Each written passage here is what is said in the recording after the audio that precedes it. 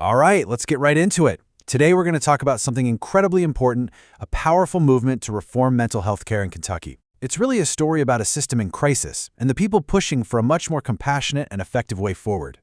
To really understand why this is so urgent, you have to start with stories like Michael's. This quote, "It's not some abstract idea. This is the brutal reality for countless people and their families. They're denied help not because they aren't sick, but because the system is literally designed to wait for a catastrophe before it does anything." And that brings us to this central, honestly heartbreaking question that's at the very core of this whole issue. It's a question thousands of families in Kentucky are asking themselves every single day. What is it about our system that forces this painful, passive waiting game? To answer that, we have to look at the heart of the problem, what's called the dangerousness dilemma. It's this one single legal standard that has created a system built entirely around reacting to a crisis rather than actually providing care. So here's the crucial point. Kentucky's law sets this incredibly high bar for stepping in. An individual has to be deemed an immediate danger to themselves or to other people. What that means in practice is that the system's hands are tied. It can't intervene in the early stages of a crisis when treatment would be the most effective. It has to wait until the absolute breaking point. Now, this whole situation is made so much more complicated by a critical medical fact, something that really explains why that danger standard is so flawed. Many severe mental illnesses include a symptom called anosognosia. It's basically a neurological issue that makes it impossible for a person to see that they're ill. So think about that. If someone literally cannot recognize their own illness, how can they possibly seek help for it before they become a danger? And the results of this reactive system are just tragically predictable. Instead of getting care in hospitals, people end up in jails and emergency rooms, which have become our de facto mental health facilities. This just leads to a devastating cycle of incarceration, homelessness, trauma, and disability, all of which could have been prevented with earlier intervention. But in the face of this systemic failure, an alliance is formed to demand a better way. And that's the Kentucky Shattering Silence Coalition. Their mission is right there in their name. They're shattering the silence. They're speaking out and inspiring change. For them, this isn't just some abstract policy debate. It's a fight to build a more humane and effective system for the people they love. So who exactly is KSSC?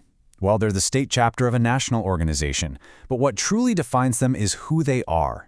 This coalition is driven by people with firsthand lived experience, the families, the clinicians, the community partners who have seen the consequences of this crisis-only system up close. They're pushing for reform that isn't just theory, but is compassionate and based on what actually works. And they're not just pointing out the problems, they've actually developed a comprehensive solution. It's a complete reimagining of how Kentucky could approach mental health care, a huge shift from focusing on crisis to focusing on stabilization. And this is their blueprint, the Five-Phase Stabilization Model. The key here is that it doesn't just focus on that one crisis moment. It creates a full continuum of care, a real long-term pathway from inpatient and residential treatment all the way through to transitional support and aftercare. It ensures a person is supported for the long haul. This slide just lays out the difference so perfectly. On the left, you see our current reactive system. It's all about waiting, crisis, and cycling people through jails and ERs. On the right, you have the proposed model. It's preventive, it intervenes early, it relies on a full continuum of care, and it genuinely supports long-term recovery.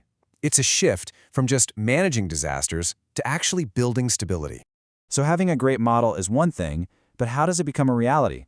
Well, this is where policy and advocacy come into play, outlining a clear path to make these reforms happen.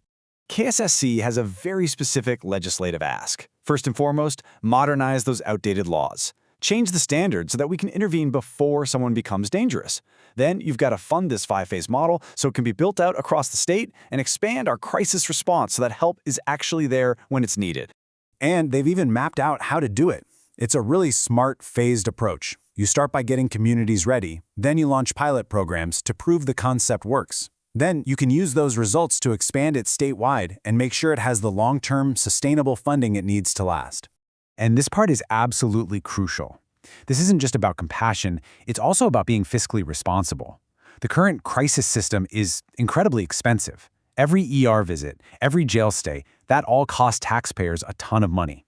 Investing in early, consistent stabilization actually reduces those costs over the long term. It's the smart thing to do and the right thing to do. Let's end by circling back to a personal story, but this time, It's one of hope. This is Sarah. Her story shows what's possible within this proposed system. She received that full continuum of care, and now she lives independently. I mean, that's the difference right there. The difference between a system that waits for a crisis and one that's focused on stabilization from the very start. And that leaves us with this final thought. Sarah's story versus Michael's story really frames this whole debate. It's a choice between two very different futures for Kentucky. So the question we're left with is this: what could Kentucky's future look like if we decided that care should always come before crisis?